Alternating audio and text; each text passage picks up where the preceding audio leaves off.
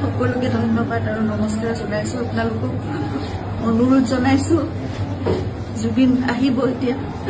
আপোনালোকে জীয়াই থকা কালটো সদায় মৰম দিলে, বহুত বহুত মৰম, বহুত আশীৰ্বাদ দিলে জুবিনক, আৰু আপোনালোককো ইমানেই ভাল পায় সদায় জুবিনে। গতিকে এতিয়া আহিব, শান্তিপূৰ্ণভাৱে সকলো হৈ যাওক।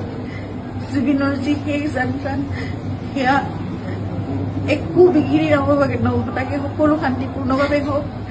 যিবোৰ কোনোবাই যদি কিবা অকণমান মানে ভাবিছে, কিবা এটা মানে খেলি মেলি হৈছে, কিবা তেনেকুৱা ধৰণৰ সংঘাত সৃষ্টি হৈছে, এই বস্তুবোৰ নহওক, একেবাৰে শান্তিপূৰ্ণভাৱে হওক। পুলিচ প্ৰশাসনে, এডমিনিষ্ট্ৰেশ্যনে আমাক বহুত সহায় কৰি আছে। জুবিন আহক ভালকে, সকলোৱে আমি চাম জুবিনক, শেষবাৰৰ বাবে চাম।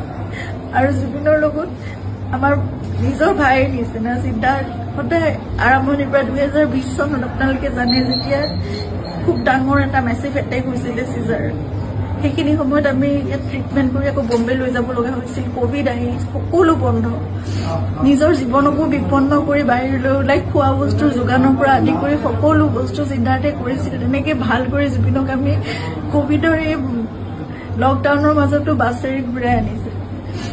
সদায় জুবিন আমাৰ নিজৰ হৈ আছে, আৰু আমি কিবা এষাৰ কথা কলেও চিধাৰ